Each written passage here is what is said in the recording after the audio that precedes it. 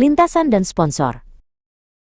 Di dalam garasi Mandalika Racing Academy yang steril dan terang, Frans berdiri tegak di hadapan para pembalap muda. Udara yang biasanya penuh canda dan bau oli kini terasa berat. Tahun ini, suaranya yang dingin dan beraksen Jerman memecah keheningan. Hanya akan ada satu pembalap yang mendapat sponsor penuh untuk naik ke kelas GT3. Kata-kata itu menggantung di udara seperti asap knalpot. Rio Hartanto merasakan jantungnya berdebar kencang, tangannya tanpa sadar mencengkeram helmnya lebih erat. Di seberang ruangan, Dani Wijaya, dengan topi Pertaminanya yang khas, hanya tersenyum tipis. Senyum yang menyiratkan bahwa ia sudah tahu lebih banyak dari yang lain. Mata Frans menyapu ruangan, lalu berhenti pada dua pembalap. Kalian berdua, ujarnya, menunjuk Rio dan Dani. Punya kecepatan. Tapi sponsor tidak hanya membeli waktu putaran. Mereka membeli nilai jual. Frans berhenti sejenak. Minggu ini, performa di lintasan dan engagement publik akan menjadi penentu. Engagement publik?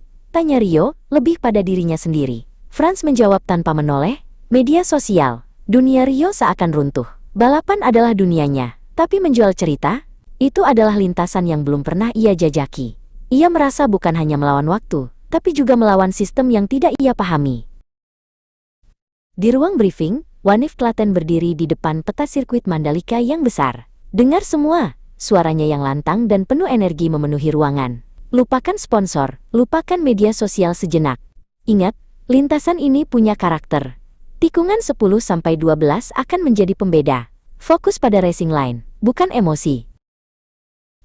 Sesi latihan bebas dimulai. Deru mesin GT4 menggema, membelah udara panas Mandalika. Mobil SMK merah bendera milik Rio melesat keluar dari pit. Kamera drone menangkap momen saat mobil itu melibas tikungan 11 dengan agresif. Ban belakangnya sedikit selip, menciptakan tarian asap putih tipis di atas aspal. Di dalam pit, Frans menatap layar telemetri dengan tajam. Rio, kamu terlalu keras di sektor 2, katanya melalui radio, suaranya datar. Tenagamu besar, tapi tidak efisien. Kamu bukan penari balet, tapi kamu harus punya ritme. Di dalam kokpit, Rio menggertakkan giginya, menahan frustrasi. Di sisi lain padok, suasana berbeda. Dani Wijaya dengan santai bersandar di mobilnya yang berkilau, memamerkan foto dirinya bersama perwakilan sponsor di media sosial. Komentar dan like membanjir. Ia tersenyum puas, memainkan permainan yang ia kuasai di luar lintasan.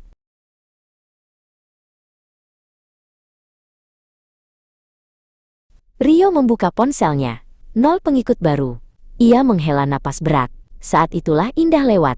Jilbabnya berkibar pelan. Ia berhenti sejenak, menatap Rio dengan tatapan yang menenangkan. Buktikan saja di lintasan Rio, katanya lembut, namun penuh keyakinan.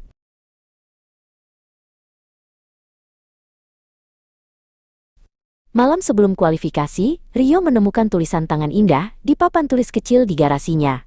Sponsorship cuma beli nama, tapi kemenangan beli respek. Kata-kata itu meresap ke dalam hatinya. Sambil memoles sendiri velg mobilnya, sebuah senyum kecil terukir di wajah Rio.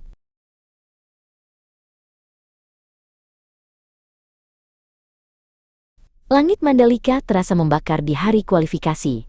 Rio turun ke lintasan dengan strategi ban medium, mengincar konsistensi. Sementara itu, Dani memilih ban soft, mengorbankan daya tahan demi cengkeraman maksimal untuk satu putaran cepat. Pertarungan strategi telah dimulai bahkan sebelum lampu hijau menyala.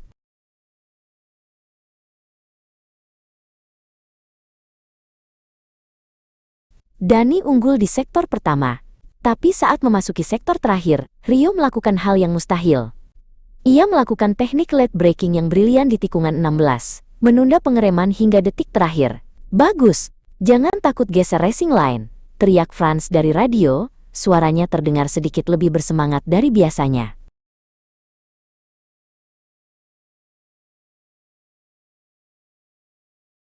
Papan waktu menunjukkan hasilnya. Dani, 1:39.222.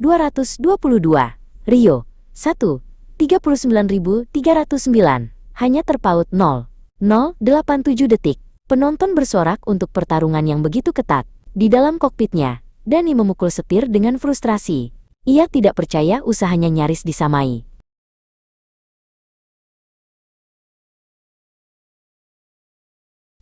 Di ruang briefing, manajer tim Mandalika Racing menepuk bahu Rio.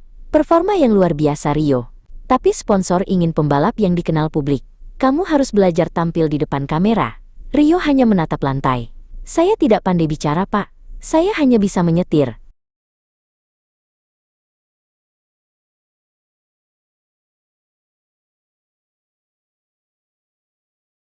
Setelah manajer pergi, Franz mendekati Rio. Wajahnya kembali dingin seperti es.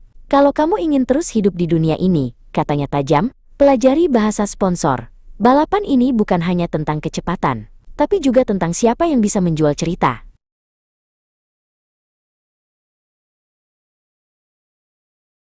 Hari balapan. Sirkuit penuh sesak oleh penonton. Bendera merah putih berkibar di setiap sudut tribun. Di posisi start kedua, Rio duduk di dalam kokpit SMK-nya. Ia memejamkan mata, mencoba menenangkan degup jantungnya yang berpacu seirama dengan raungan mesin.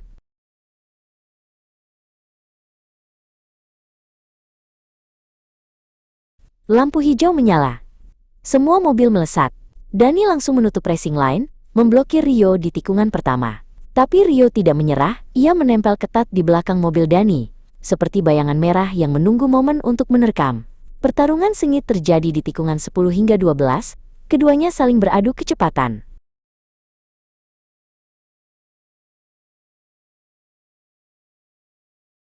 Di tikungan 16, tikungan terakhir sebelum garis finish, Rio melihat celah.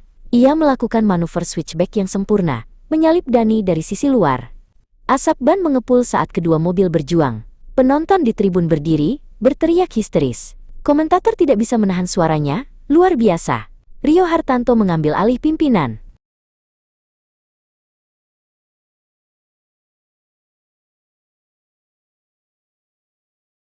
Rio melintasi garis finish pertama hanya 0,3 detik di depan Dani. Ia berteriak di dalam helmnya, sebuah teriakan yang melepaskan semua beban di pundaknya. Untuk Bapak, untuk semua yang menyapu lintasan ini. Di pit wall, untuk pertama kalinya, Franz tersenyum. Senyum yang sangat tipis namun nyata.